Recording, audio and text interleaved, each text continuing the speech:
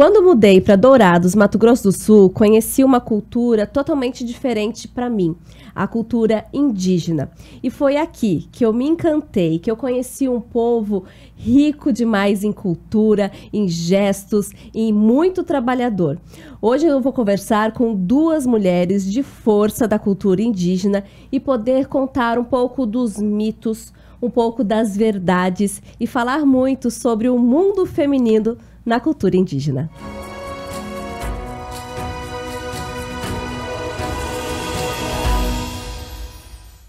O Pode Contar só é possível por causa dos meus amados patrocinadores. Unigran, presente na sua vida. Imunitas Vacinas, há 10 anos imunizando você e sua família. Vacina é para todos. Estúdio Silvânia Souza, sinta-se incrível. Marta Campos, o nosso conceito é cuidar de você. Max Popular, as amarelinhas que todo mundo ama. Backstage, gravar com a gente é mais divertido. E a sua empresa também pode estar aqui. É só enviar um e-mail para podecontarcontato@gmail.com. Confira agora o episódio de hoje. Olá, seja bem-vindo, seja bem-vinda. Estamos começando mais um Pode Contar. E aí você já sabe, tem que se inscrever aqui no canal, comentar, curtir, compartilhar esse vídeo com todo mundo para que o Pode Contar possa chegar para muita gente. E como eu disse aí na abertura, estou com duas convidadas muito especiais. Estão aqui comigo a dona Edna, conhecida como Edna Guarani. Sim? E a Renata. A Renata é uma seguidora. Há quanto tempo que você me acompanha, Renata? A Mona Lisa tinha 1 ano e 3 meses, 1 ano e 4 meses. Eu te sigo desde a época do Facebook. Olha, então antes da Momô nascer até. Acho que sim. A Renata, ela é sempre muito participativa, a gente sempre conversa. Então, assim, pra mim, é como se a gente já fosse amigas, apesar de não ter conhecido, a gente não se conhecer tanto pessoalmente, né? Mas é amigas, né, Renata? E a Renata é filha da dona Edna. E aí, Rê, a gente tava conversando, como sempre, né, no privado sobre várias coisas. Eu falei, eu gostaria muito de ter você e sua mãe comigo, porque eu já entrevistei a sua mãe, vocês são de uma família indígena muito tradicional aqui na nossa região, e eu tento ao máximo explorar todos os lados da vida materna, das mães, das mulheres, e por que não das mulheres indígenas, que são uma força da nossa terra aqui, porque eu já considero Dourados como minha terra. Então temos muito o que conversar, estou muito feliz que vocês aceitaram o meu convite. Obrigada. Sejam bem-vindas. Obrigada. Vamos começar com a dona Edna. Dona Edna, explica um pouquinho, quem que é a senhora? A senhora é Guarani, tem quantos anos, quantos filhos? Se apresente. Eu sou Edna de Silva de Souza, né? Meu nome de batismo na cultura indígena é Cunhampo Carenduí, que na tradução seria que leva a luz do saber. Sou professora, tenho formação universitária em História e exerci minha profissão no magistério 36 anos na Reserva Indígena de Dourados. Nos primeiros anos de magistério foi nas séries iniciais, né? E depois, posteriormente, antes de aposentar, trabalhei nas séries finais, realmente desconstruindo a história que se escrevia sobre a população indígena. E eu moro no Jaguapiru, que é onde eu nasci e fui educada pelos meus pais, do modo tradicional Guarani, né? Que o meu subgrupo de etnia é Guarani Nhãndeva, né? Cuja origem vem lá do litoral de São Paulo, Peruíbe, Itanhaém, Bertioga, que é a população dos Nhãndeva do litoral de São Paulo. E a minha família, a família do meu pai veio para cá nos idos de 1800, 1900, que vieram aportar aqui, descendo o Rio Paraná, aportaram aqui nessa região do sul do Mato Grosso do Sul. Olha só como que a vida é interessante. Eu sou do litoral de São Paulo, eu sou de São Vicente. Então a gente olha só. E é muito interessante que lá em São Vicente tem uma comunidade indígena também. E eu morando lá, eu morei lá até os 17 anos. Eu nunca tive contato com a comunidade indígena lá, eu nem sabia. Eu fui saber que existia depois que eu já estava morando aqui, que aí o meu olhar estava mais voltado para os povos indígenas. Eu falei, nossa, lá tem. E aí a senhora falando de Itanhaém, assim, Itanhaém pertinho, Peruíbe, Sim. né? Tudo pertinho dali. E então lá também tem uma comunidade indígena muito forte. E isso me faz pensar que tem muita gente também que mora aqui, que é claro, que sabem que aqui tem a comunidade indígena, mas não conhece realmente a comunidade indígena, né? Tem muitos estereótipos, muitas Exato. imagens, muito Sim. preconceito, e não conhecem. Assim como eu era lá em São Vicente, não conhecia, né? E ignorava. Lá, talvez, assim, a gente ignora totalmente, não sabe que existe. A que sabe que existe ainda tem um preconceito, Sim. né? Tem um afastamento. Rê, e você? A gente já vai chegar mais nisso, é que eu achei importante falar, porque nós somos da mesma terra, né? 2 vezes, somos lá do litoral e daqui agora. Que legal. E Rê, e você? Quem é você? Se apresente. Eu sou Renata de Souza, sou mestiça, né? Porque meu pai não é indígena, é Guarani Nhandeva. Eu sou pedagoga também, sou mãe de 2 meninas, a Heloísa de 4 anos e a Clara de 4 meses. Trabalho numa escola indígena já há 17 anos, então morei até os 9 anos na reserva indígena, depois que nós viemos morar na cidade, porque eu sempre escutei a minha mãe falar, a única coisa que não vão tirar de vocês na vida, podem te tirar tudo, menos a educação.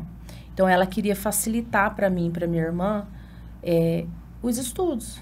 E lá dentro da reserva indígena, a gente viemos ainda muitos anos de ônibus, né, para estudar na cidade. Era muito difícil. Aí, para facilitar para nós estudarmos, a minha mãe resolveu mudar para a cidade. E foi quando a gente saiu de lá. Eu tinha 9 anos. E aí depois a senhora voltou. Hoje a senhora mora na aldeia. Hoje eu moro na aldeia. Aí voltou por quê? Eu voltei porque, na realidade, a vinda para a cidade foi justamente o que a minha filha disse, né? Porque lá na aldeia, à medida que a sociedade do entorno, né, que é a não indígena, leva muitas coisas negativas para dentro da comunidade, e principalmente as coisas que tanto é ruim para os não índios. E na comunidade indígena, ela parece que aparece mais a questão do alcoolismo, e o alcoolismo traz insegurança, traz violência, né? E por questão de segurança, eu mudei para Dourados para elas estudarem, né? Que para sair da aldeia para cá dependia de transporte, né? E aí elas já foram estudar à noite, aí era mais perigoso ainda, né? Aí eu mudei para a cidade. Aí, durante esses 36 anos que eu trabalhei na comunidade, eu aposentei. E, na realidade, eu vivi uma vida para elas na cidade, né? Para facilitar, mostrar esse mundo paralelo da aldeia, que elas tinham que aprender a sobreviver nesses 2 mundos, né? E aí, como minha mãe faleceu, né? Aí eu resolvi voltar para a aldeia. A senhora sentia falta? Sim, sentia falta, bastante falta. Porque eu, na realidade, eu sou Guarani mesmo, de Cerne. O que seria isso? O que quer dizer? Eu fui criada, tive uma educação tradicional, acreditando, apesar de ter o princípio religioso na igreja presbiteriana, mas a crença Guarani Nhandeva, repassada pelo meu pai, ficou muito marcado dentro de mim, né? Então, eu acredito que isso me trouxe de novo de volta para a aldeia, porque lá eu ainda tenho espaço, ainda se encontra a harmonia da natureza. E a nossa cultura indígena, ela é muito alicerçada na harmonia da natureza, né? Nós temos muito vínculo, muito forte com a terra, com a questão das matas, a questão dos animais, e essas intempéries do clima, tudo aí, na nossa cultura, a gente tem uma explicação para tudo isso, né? Então, eu voltei para a comunidade indígena e vivo ali num pequeno céu na terra, que é o espaço que foi onde eu fui educada tradicionalmente, né? E que era a terra do meu pai, dos meus irmãos, né? E eu moro lá. Seu pai, a terra do seu pai, conta pra gente quem que foi seu pai. Meu pai foi Marçal Tupani, né? Que na linguagem indígena queria dizer se traduz Deus pequeno, né? Porque ele recebeu das divindades indígenas o batismo de Tupãí, que futuramente ele seria um líder, né? E realmente ele foi um grande líder, né? E ele foi educado na educação escolar, né? Na missão evangélica Kaiowá, também teve os princípios religiosos lá da missão, mas nos últimos anos ele voltou para a crença indígena, porque no final à medida que a gente vai lendo, vai se informando, nós temos a gente chega num funil, um afunilamento de conhecimento, aonde as duas crenças se afunilam e, na realidade, o ser que criou o universo é apenas um. E que para cada povo, né, esse ser maior a cada povo deu uma denominação para justificar a existência desse ser maior e esse mundo existente. Quer dizer, meu pai falava, os ocidentais deram o nome de Jesus, Deus, e para os Guarani ele deu um Baracá e o Curuçu. Então, a tradição também só fala de coisas boas, né? Os cantos só falam de coisas boas, da harmonia da natureza, a sincronia do ser humano com a natureza. Então, a crença indígena está baseada nisso. E ele voltou novamente para isso. Tanto que aí ele passou a lutar pelo direito dos povos indígenas. Marçal de Souza, né? A senhora falou do Marçal de Souza? Marçal de Souza, Tupãí. Isso. E assim, ele passou a lutar pelos direitos e teve um fim também por conta disso, né? Como que foi essa história? Renata, você quer dar uma resumida pra gente? Só pra gente lembrar, porque tem muita gente que não conhece essa história, né? E deveria conhecer, Deveria. Né? Muito. O meu avô, eu e minha irmã, a gente herdou isso da minha mãe, né? Esse orgulho de ser Guarani, Quem olha pra mim e não me conhece... fala, não, onde que você é indígena? Mas eu sempre gostei de afirmar isso, principalmente na época da faculdade. O meu avô, é como se ele, na cultura ocidental, como minha mãe fala, ele começou a se desiludir com o homem, né?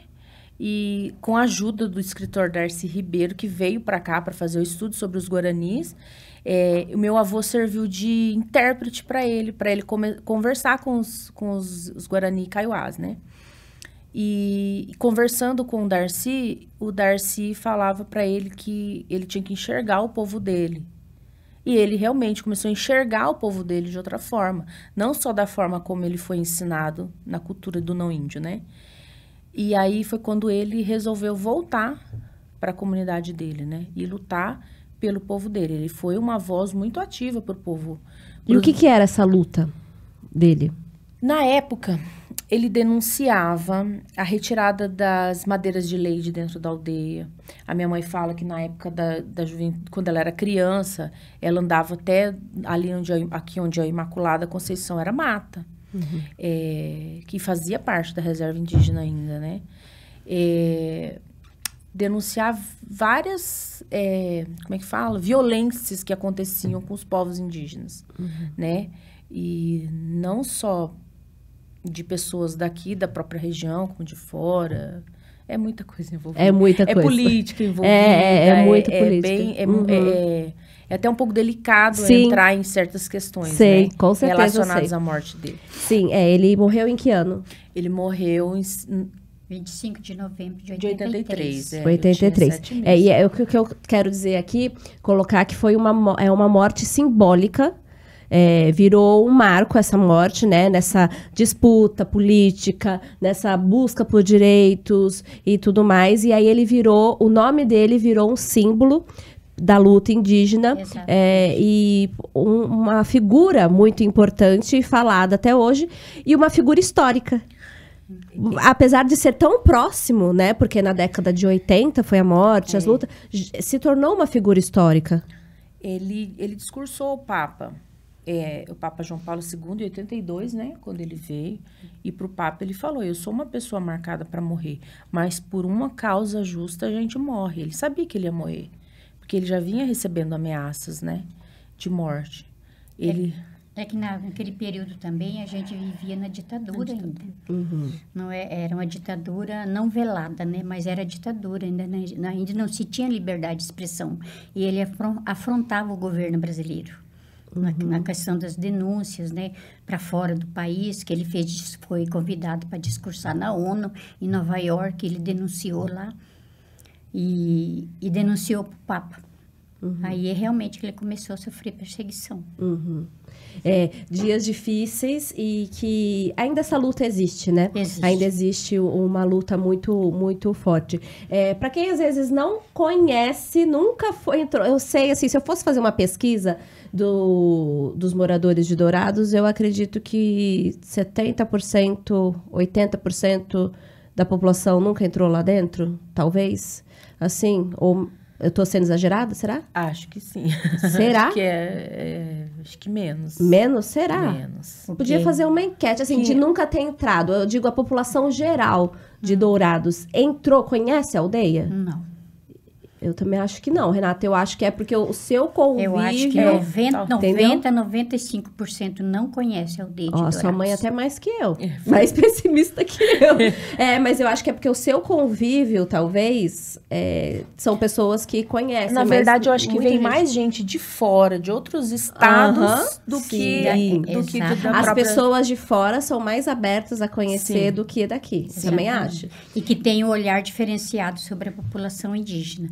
Principalmente a gente percebe assim, pessoal que vem do Rio de Janeiro, vem de São Paulo, eles assim tem mais comunicação, chega assim com mais humildade, com mais pronto para conversar, mais entrega.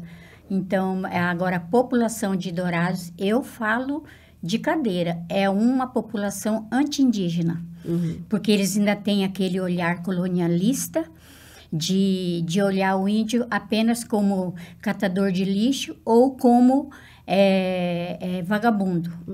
Mas não, lá nós temos mais de 200 professores indígenas, 98% já são todos formados, são universitários, e agentes de saúde, enfermeiros, tem vários índios profissionais lá.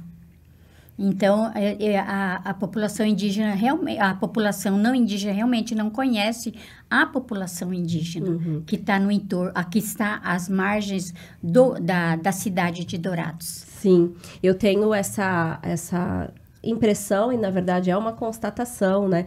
Porque o que as pessoas têm é uma parcela muito pequena, que para quem não é daqui de Dourados, existe uma circulação na cidade, a aldeia. Tem uma aldeia aqui, vamos supor, né? Uma aldeia aqui, e aqui tá a cidade, a população urbana, a população de não índio. E aqui tem as aldeias formadas. Vamos simplificar. E a população urbana conhece muitas vezes os indígenas mais pobres, que precisam sair daqui para pedir comida, muitas vezes sofrem com bebida. Mas essa população que sai das aldeias para ir pedir é uma minoria. Exatamente. Só que como a cidade está aqui e só vê esses, e não quer ver que existe mais além disso, recorta como se a população indígena se limitasse a essa pequena porcentagem.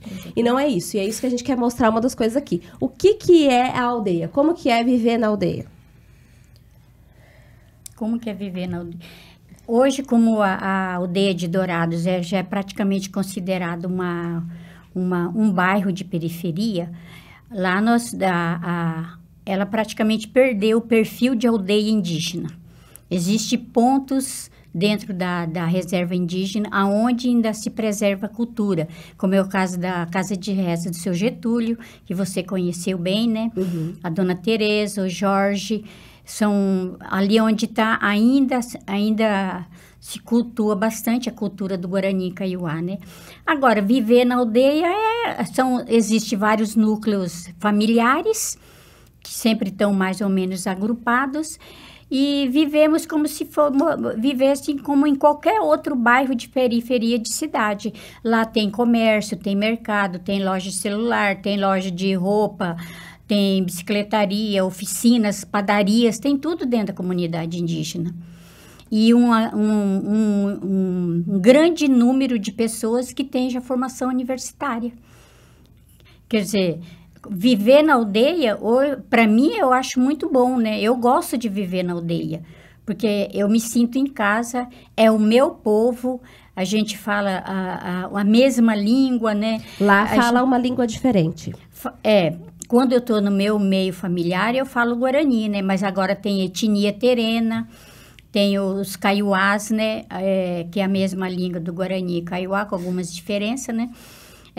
Mas a gente vive bastante em harmonia, né? Só a única coisa que prejudica a nossa aldeia, e talvez não só os indígenas, mas como também os não indígenas que moram em periferia, é a questão da bebida, né? A bebida alcoólica que gera violência, que as mulheres sofrem muito com essa violência, as crianças, né? Sofrem muito com a violência advinda da bebida alcoólica, que hoje eu falo como denúncia. Está abrindo muita conveniência dentro da comunidade indígena, e eu, como historiadora e pertencente à etnia Guarani, eu digo que com essa proliferação das conveniências dentro da comunidade indígena, está sendo o início de um etnogenocídio do povo Guarani Kaiowá dentro dessa comunidade indígena. E também agora tem a droga, né? Uhum. Tem criança Guarani, Kaiowá, terena, que estão sendo viciados na droga, né? Porque é muito complexo, né? Pois é uma comunidade de periferia, né? Que quando veio até uma equipe de fora da Globo, eu acho, até comparou com uma favela, e é realmente muito parecido, que tem barracos e tá. Sim. Então, só que tem a luta pela tentativa de permanecer com a cultura ali. Sim. E, ao mesmo tempo, com todos os malefícios de uma favela, que é a entrada, uma comunidade que está mais fragilizada, o crime percebe aquilo, vê, bom, legal, para mim ali está propício, com pouca segurança pública, ou quase nula, né, que não entra, pois existem várias questões aí de políticas públicas que não deixam, não permitem, ou guerras ali, né, internas. Então, bem complicado, né, essa solução. E no meio disso tudo, crianças e mulheres vivendo numa insegurança. Existe eu falando agora, um olhar mais para agora, né, mais jovem, né, vamos dizer, a interferência da cultura não indígena entre os jovens fazem com que, na verdade, a nossa cultura sempre foi, como é que fala? É como se... Contaminada, é como se se a nossa cultura não prestasse, vamos dizer assim. Uhum. Né? A cultura, a religião. E aí foi criando na cabeça dos jovens uma falta de interesse na cultura própria. Sim. As crianças chegam nas escolas e algumas têm vergonha de falar em Guarani. Uhum. Você entendeu? Então, elas começaram a sentir vergonha mesmo da própria cultura. Porque as pessoas de fora colocaram na cabeça dessas crianças que a cultura deles não é boa, que não serve, que é feia. Quando eu vejo algumas crianças, e já tive até contato com algumas crianças, eu percebo a autoestima muito baixa. Sim. Porque é considerado... eu sou indígena, ou até falam pejorativamente, eu sou índia. Né? Eu sou índia, eu não posso chegar até certos lugares. Eu tinha 2 afiliadas indígenas que eu levava elas no shopping e eu percebia que elas se sentiam inferiores. Sim. Tipo, eu não posso entrar nessa loja. Eu posso chegar aqui. Você sentia esse preconceito quando você era criança, quando ainda você estava ali nessa transição de morar na cidade, morar na aldeia? Igual eu falei antes, eu não tenho fenótipo indígena, né? Aham. A minha irmã já tem, a minha irmã mais velha já tem. Nós estudávamos em escola particular na cidade, né? Minha mãe fez todo o esforço para a gente ter uma boa educação, para nós termos uma boa educação. Então, eu comecei no pré estudando em escola particular. Só do fato das outras crianças saberem que eu morava na reserva, apesar de não ter o fenótipo indígena, eu já sofri discriminação. Mas nem tanto como minha mãe sofreu discriminação, nem tanto como a minha irmã sofreu discriminação. Mesmo assim, eu era a piolenta, a pé vermelha, esse tipo de coisa, né? A senhora teve essa preocupação de levar as meninas para a cidade também, para elas poderem sofrer menos esse preconceito? Assim, vamos supor, além da educação que a senhora já falou, bom, eu vou colocar mais cidade nelas, vou dar uma identidade mais não índia um pouco para elas, para que elas possam sofrer menos preconceito? Tinha essa preocupação? Não, esse olhar não. Porque eu, na realidade, sofri muito preconceito quando eu estudei aqui na cidade. Eu estudei na Escola da Missão, depois eu vim para o Erasmo Braga, depois para o Presidente Vargas, depois o Colégio das Irmãs, que era elite na época, que era só meninas que estudavam, né? Mas esse olhar de tirar elas, de elas não sofrerem o mesmo preconceito que eu segui esse pensamento do meu pai. A única garantia de sobrevivência que vai sofrer, que vai ficar para a geração futura de nós indígenas, é a educação escolar. Não indígena, né? É o saber ler, escrever, que vai ser um instrumento de arma de sobrevivência. Então, é isso que eu quis passar para elas. Elas estudarem, se formarem e ocupar um espaço dentro da sociedade não indígena com dignidade, mas não esquecer as suas raízes, que é a raiz indígena. Nós sempre afirmamos. Na minha família tem muitas mulheres, mais mulheres do que homens, né? Sempre afirmamos. Na escola, depois nós mudamos para Campo Grande um tempo que minha mãe trabalhou lá. Não, nós somos indígenas. Olhavam para mim, você é indígena? Eu sou indígena. Eu morava na reserva indígena, né? Sou da etnia E você Guarani. tenta passar isso para suas filhas? Hoje você tem 2 meninas, essa força, tentar colocar uma autoestima nelas através da cultura. Primeiro que eu trabalho lá dentro da reserva indígena, né? Então, e eu tenho a minha mãe que mora lá. A minha irmã mesmo, ela participava nas comemorações, dos movimentos, nas comemorações do Dia dos Povos Indígenas, no dia 19 de abril, sempre tem festa e é feriado lá dentro da reserva. Colocava meu sobrinho pintado ali e nós não participamos mais, eu não participo tanto como ela. Mas eu falo para minha filha, sua avó é indígena, o seu vovô Marçal era indígena, e eu tenho livros que eu conto para ela, assim, entendeu? Eu comecei a fazer, quando nós éramos pequenos, a nossa avó, que já é falecida, ela falava em Guarani com a gente entendia, só que essa interferência fez que a gente fosse perdendo, né, um pouco. Então, algumas coisas a gente consegue falar, de se cumprimentar. A minha mãe fala em Guarani, eu falo, mãe, conversa em Guarani com a Heloísa, para ela ir aprendendo. E eu comecei a fazer uma aula de Guarani, e eu ia fazendo, e ela junto comigo, e ela estava aprendendo melhor do que eu. Só de estar passando em volta a criança de mim pega ali, fácil, né? E eu falo para ela, às vezes ela, mãe, não sei o quê, eu falo para ela, tipo o quê, né? Ela responde. Aí, mamãe, eu quero banana, você quer o quê?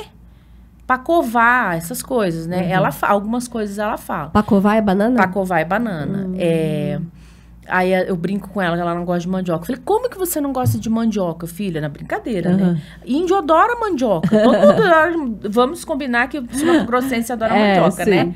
Não é só índio, mas... E ela dá a risada. Ela tem colar indígena, ela tem brinco. Às vezes eu uso, a minha mãe usa muito, né? E ela quer saber por quê. Eu tento explicar para ela de uma forma mais lúdica, mas eu quero que ela se orgulhe, da mesma forma que eu me orgulho da minha mãe hoje, da pessoa que ela é, da mulher que ela é, de tudo que ela passou pra gente, eu quero que minha filha se orgulhe também. Da história dela, da onde ela veio. Inclusive... Tem uma história sobre o nome dela, que eu gostaria que ela chamasse Heloísa Arami. Arami, em Guarani Kaiowá, Pequeno Céu, e em Guarani, Pôr do Sol, né? Pôr do Sol. E tem muitas mulheres que chamam Arami, principalmente no Paraguai, né? E eu entrei numa briga com o meu esposo, que ele não queria que eu colocasse o nome da menina de Arami, porque de iam bullying, chamar ela de Arame. E eu tava grávida, e eu fiquei com medo dessa questão do bullying e não coloquei. E eu me arrependo de não ter colocado, porque ia ajudar a reforçar isso nela, né? Mas eu acho que tem outras formas que eu posso Sim, com certeza fazer. tem outras formas. Essa questão da criação de filhos, tem diferença da cultura, de como criar filhos na cultura não indígena, indígena? Tem. Quais? Primeiro já começa antes do nascimento, né? Que a mãe tem os banhos que tem que tomar, né? Nos períodos certos da lua, né? Tem os banhos que tem que tomar para facilitar o parto. Os cânticos da Nhandessu, né? Que é da rezadeira, que antigamente ela fazia o parto, né? E depois que a criança nasce, né? É uma educação muito lúdica. Muito lúdica. É o concreto, que a educação mais é oral, né? Mas, ao mesmo tempo, ela é muito lúdica, porque a criança aprende vendo, sentindo, e se pegando, sentindo, vendo, vivendo a educação indígena, né? E muito baseado na crença, através dos cânticos, né, dos rezadores, né? E como o não índio fala mito, né? Mito, lenda, para nós não é mito, lenda, é crença. Porque para nós são regras de conduta. Cada mito, dependendo da idade da criança, passa um tipo de mito e aquele mito vai servir como regra de conduta para aquela idade, até a fase adulta, né? Porque o índio com 14, 15 anos já era considerado adulto. Aí mudou muito com a interferência das leis, né? E hoje a cultura indígena mesmo, a educação indígena mesmo, é praticada muito pouco em poucas famílias. É isso que eu ia perguntar. Esse tipo de criação existe hoje nas famílias, assim? Esses ensinamentos? Aqui na aldeia de Dourados, tem ainda tem. Mas é minoria? É uma minoria. Eu acredito que ainda tem muita essa educação tradicional no Panambizinho e na Lagoa Rica, em Douradina. E nas aldeias indígenas do Cone Sul. Ainda tem muito essa questão da educação tradicional, né? Que seria, como o sistema não tem interesse que o índio realmente tenha discernimento das coisas, discernimento político, essas coisas. Então, a educação indígena, ela poderia ser modelo para uma educação escolar. Porque tudo é no lúdico, na prática, no diálogo, na coletividade. A educação indígena tem como alicerce isso daí. Tem algum exemplo que a senhora podia dar, assim, do que seria esse lúdico? Você falou que tem várias etapas, né?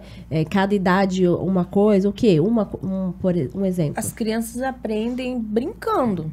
Assim, por exemplo, tem a rotina diária, vamos dizer assim, dos povos indígenas, da roça. Participação. Eles participam ali, ninguém precisa mandar ele fazer. Ele vai e participa porque todo mundo está participando daquilo, você entendeu? Porque é uma comunidade mesmo, né? A minha mãe pode falar melhor porque ela foi criada dessa forma, né? Meu avô andava com os filhos no mato falando, isso aqui é erva disso, isso aqui é bom para isso, isso aqui é bom para aquilo, mas tudo na língua guarani, né?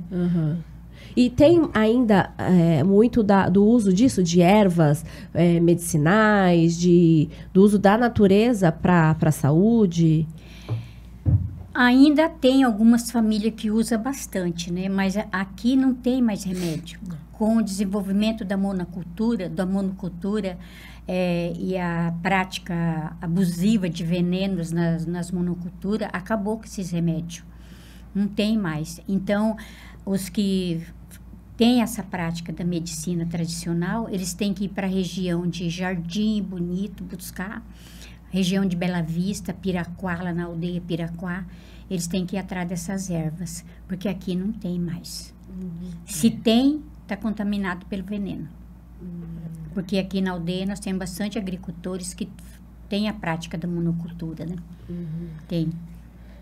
E Renata, o que você acha de mais interessante, já que você é muito dos dois lados, né, da moeda, o que você acha de mais interessante nos aprendizados da cultura indígena que você não quer que suas filhas percam de jeito nenhum? Eu tenho uma coisa que eu gostaria muito de praticar com as minhas filhas, que eu não consigo, você, como mãe, você sabe, que a gente tem na nossa cultura ocidental, é toda hora ficar chamando a atenção ou repreendendo o filho por estar fazendo alguma coisa. Na cultura indígena, eu sei que minha mãe fala que não tem. A criança aprende pelo exemplo, ó, igual ela falou sobre a questão dos mitos, né? É uma regra de conduta. A criança aprende que aquilo ali é errado, ou faz mal, ou pode causar alguma coisa. Então, não precisa o adulto estar lá, fulano, não faz isso, fulano... Elas já aprendem. Elas aprendem ali porque ninguém faz, vamos dizer assim. Ela viu que, por exemplo, se tem um local lá que ninguém vai porque ali é perigoso, então ela não vai porque ali é perigoso. Por que ela vai desobedecer e ir lá? Então, tem um mito que conta uma história, que lá aconteceu isso, ou tem um espírito, ou um animal, alguma coisa, então a criança já sabe daquilo, né?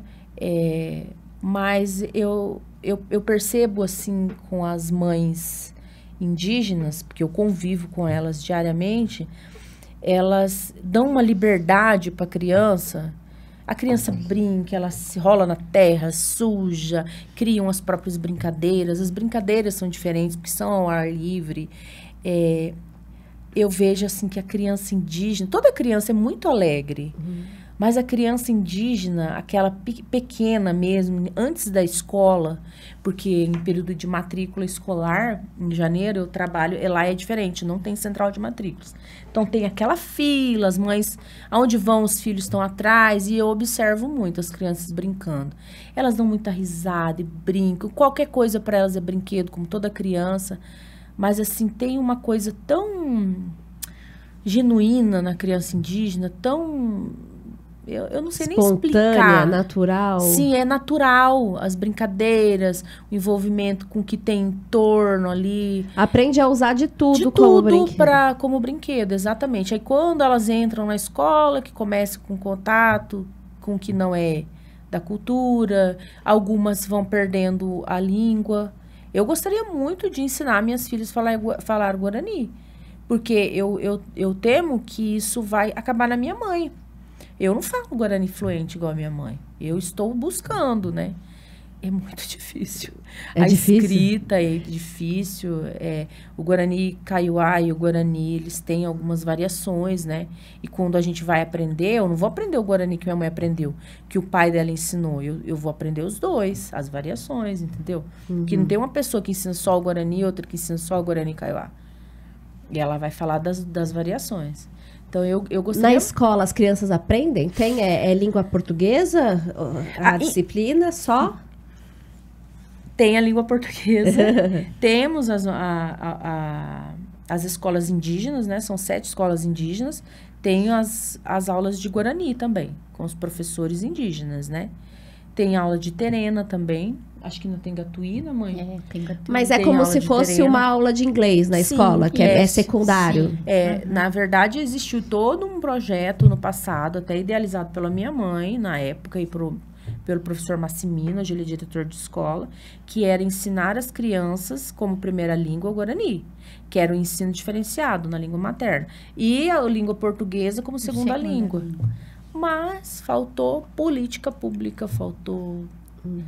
interesse do poder público em dar continuidade, apesar de alguns professores e algumas escolas, por exemplo, no Bororó, nas escolas do Bororó, onde são os Guarani Kaiowá, não tem sala de pré de 4 anos. Tem obrigatoriedade agora, né, das crianças entrarem na escola com 4 anos. Mas eles não aceitaram, porque eles falam que interfere na primeira infância da criança. E interfere. Só vai para a escola com 6 anos. Alguns só mandam com 5 ou 6 anos. Alguns pais ainda Guarani Kaiowá, eu percebo, né, principalmente no período de matrícula, que coloca a criança na escola com 8 anos. É por insistência Ai, como é que Do fala? sistema, Do né? sistema, né? Aham. Que eles vão colocar. Das leis, Algumas, isso é questão de diferença cultural, né? A gente falou da dificuldade que é misturar aí as duas culturas, do não índio com o índio. E a questão também, muito se fala assim, mas isso aí, quando tem alguma maldade, alguma agressão, é da cultura indígena. Não, É um absurdo isso, né? é um absurdo. Comenta. Não é da cultura. Porque eu fui nascida e criada aí, né? Essa violência, ela só se tornou cada vez mais a olhos vistos à medida que o dito, como diz meu pai, o dito progresso começou a chegar na aldeia. Então, as coisas ruins da sociedade foi tudo para lá. E o índio e nós indígenas, em pouco tempo, não deu tempo de absorver e entender tudo isso. E aí, cai para o lado do mal, né? Para o lado do mal. Mas antigamente, as pessoas mais importantes numa comunidade indígena, enquanto família, toda a parentela, como diz o Levi, o historiador Levi, a família nuclear, as mais importantes, que mais se cuidava, eram as crianças e os mais velhos. E hoje, o sistema político que criou as aposentadorias, as Bolsa Família, que tem que pôr a criança com 4 anos, colocar a criança com 4 anos na escola, e as aposentadorias dos mais velhos, você sabe o que o dinheiro faz com o ser humano, né? Então, hoje, os mais velhos são explorados pelos filhos, e as crianças, obrigatoriamente, têm que ir para a escola, porque aí vem a ameaça para os pais. Se você não colocar seu filho na escola, você pode ser preso. Então, às vezes, os pais nem querem colocar as crianças nem com 5 anos na escola. Mas aí eles mandam. E aí, qual que é o meio do sistema para colocar a criança mais cedo na escola? Bolsa Família. Aí eles colocam as crianças como garantia de receber a Bolsa Família. Mas muitas vezes essa Bolsa Família não chega na criança. Talvez os pais desviam esse dinheiro, não compra realmente o que a criança precisa. Infelizmente. Porque com essas interferências da sociedade não indígena, né, que leva outros hábitos, outros costumes para dentro da aldeia. Enquanto comunidade indígena que vivia coletivamente, produção coletiva, com toda alicerçada na sua cultura, com a identidade fortalecida, então, essas coisas não tinha na comunidade indígena, a questão da violência, né? Não existia. A gente, acho que a mídia interfere muito nisso. Aquela mídia que não vamos dizer, que não tem responsabilidade mesmo no que tá jogando na internet hoje. As pessoas só reproduzem. Fulano foi lá e estuprou a filha. Isso é da cultura indígena, é normal. Não é normal isso. Não é normal nem na cultura indígena, nem em cultura nenhuma. Fulano lá só vive bêbado, bebe. Quem que inventou a bebida alcoólica? Foi o índio? Não. Foi da interferência do não índio que chegou lá dentro da aldeia. E, infelizmente, como toda comunidade que tem muitos problemas, né?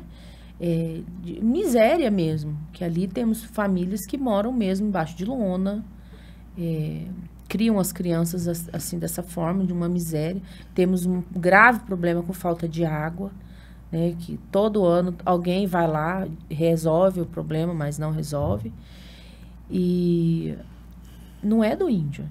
Então, não é da cultura, é reflexo da miséria. É reflexo de toda a pobreza, de todo o descaso, da perda da própria cultura. Não é reflexo da cultura, é reflexo do descaso. Do descaso. Exatamente, do descaso do poder público, né? Porque não existe política realmente para resolver a questão indígena. Só ameniza, né? E como essa questão da água. Eu trabalhei lá todos esses anos, desde a década de 66, já tinha esse problema da água. Aí, esse ano mesmo é o ano que aparece lá muitos salvadores da pátria que vai resolver o problema da água, mas não resolve.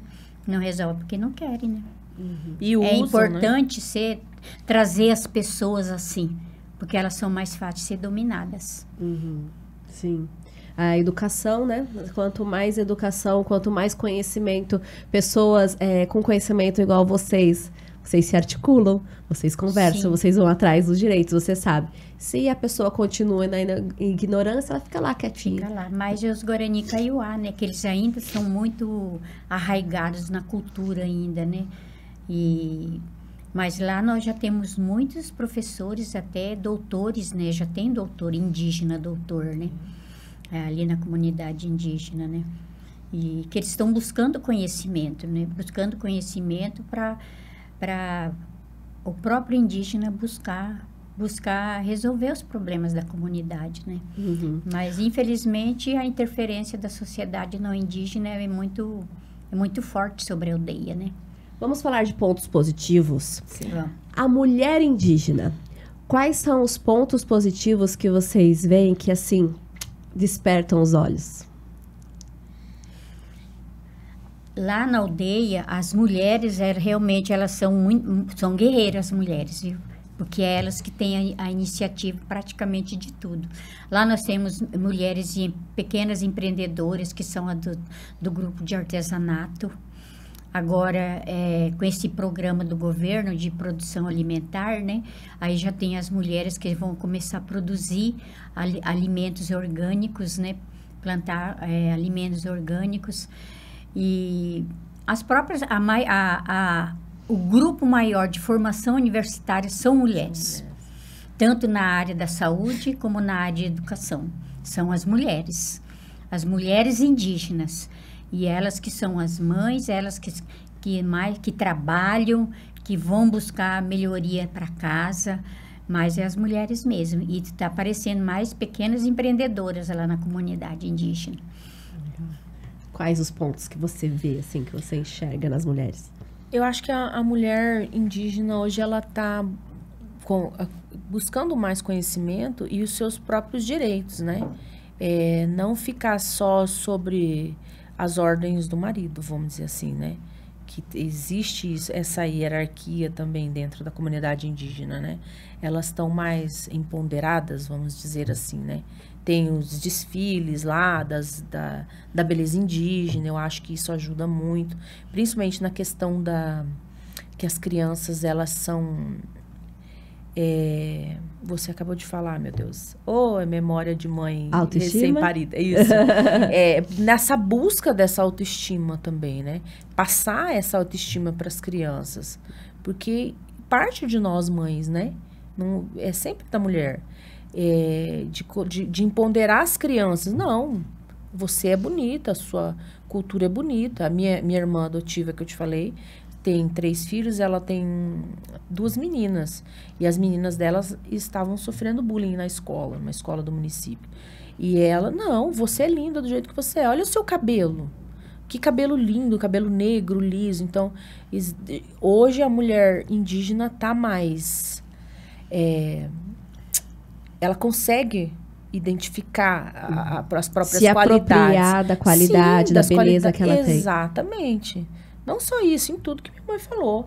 Lá o que a gente vê, que sempre parte de uma mulher, uma luta política, é uma mulher que está à frente da FUNAI, a maioria das professoras são mulheres, da saúde é mulher, você entendeu?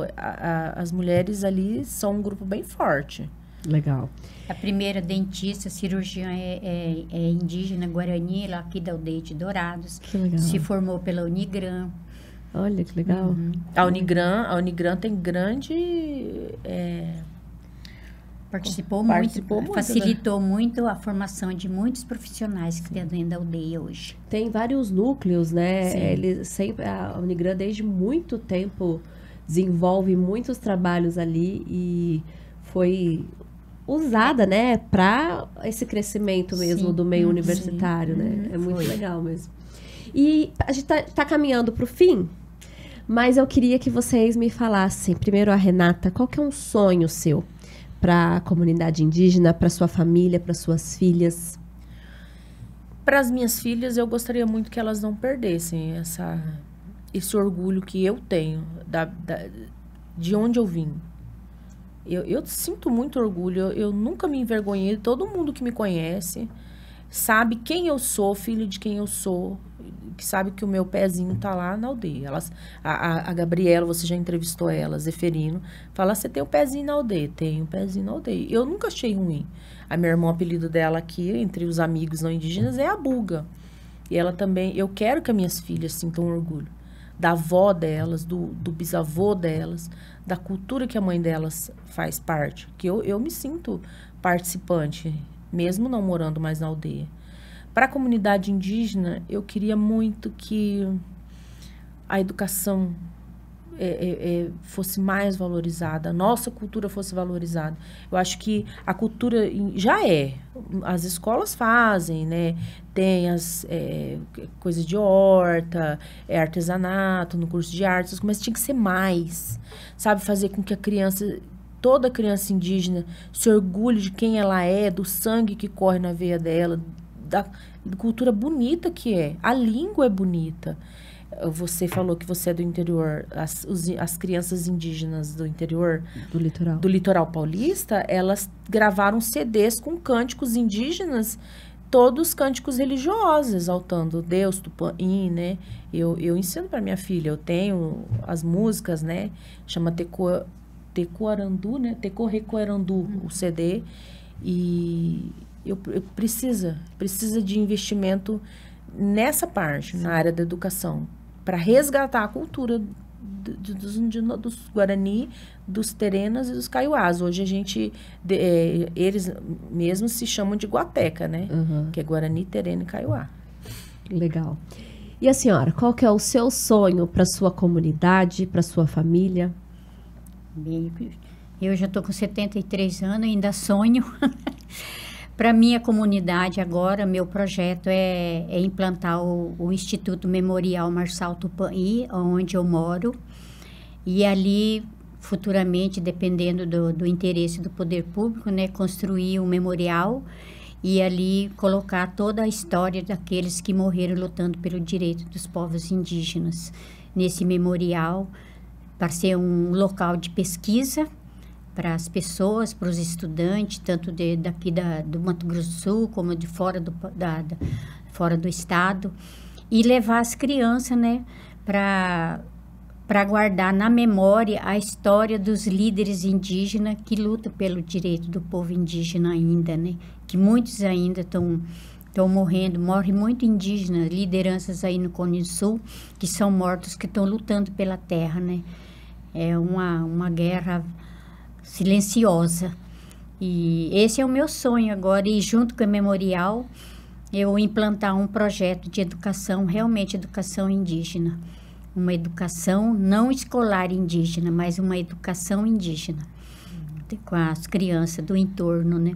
Esse é o meu sonho, eu espero ainda. E vou contribuir com a comunidade para isso, né? Estou procurando parcerias, né, para instituir, para Que tipo de parcerias a senhora precisa? Vamos já jogar aqui, quem sabe alguém, né? Parcerias, as primeiras parcerias é limpar, de tornar o local limpo, né, para começar... O local já tem? O local tem, porque eu acredito assim, que também o meu sonho, que é salvar as crianças e os adolescentes da bebida e do álcool, da droga, da bebida e da droga, em parceria com as escolas, através do esporte. O esporte é uma coisa que o indígena gosta, as crianças adoram o esporte. Então, eles têm poucos espaços lá para desenvolver esses projetos, né? E tem escolas que as escolas indígenas só não concretizam esses projetos porque eles não têm espaço. Então, teria que ter muita ajuda do poder público, né? E o espaço lá eu tenho para começar esses projetos, né? Então, a parceria que precisaria primeiro é na limpeza. Na limpeza do local. Porque bem pertinho da minha casa tem a escola Ramão. E hoje as crianças têm... As escolas estavam fazendo educação física. A escola Ramão ainda faz a prática de educação física em cima de laje, das quadras, muitas vezes abaixo de sol de 37 até 40 graus, que chega a ter bolha nos pés. porque o poder público não se preocupou em cobrir as quadras. Então, e nós, comunidade indígena, vai ficando final da fila, né, para melhorar as escolas, né. E esse é o meu sonho, a melhoria, porque é investir nessa geração, para eles sobressair futuramente, através de leitura, conhecer bem a história do outro e a questão do esporte. Eu acho que o esporte é um dos veios de salvação para essa geração futura que está nos bancos escolares, na comunidade indígena. Verdade. Muitos sonhos, espero que todos sejam realizados. Obrigada. Obrigada pela confiança de vocês, pela participação. Um papo super gostoso, que poderíamos ir longe ainda, né? Tem um monte de assunto, quem sabe uma parte 2. Obrigada, viu, Renata? Obrigada a você. Obrigada, dona Eu que Edna. agradeço pela oportunidade que você nos ofereceu. Obrigadão. E obrigada a você também que está aqui nos assistindo. Já sabe, hein? Compartilhem esse vídeo. Muitas informações importantes aqui. E pode contar que semana que vem eu tô de volta.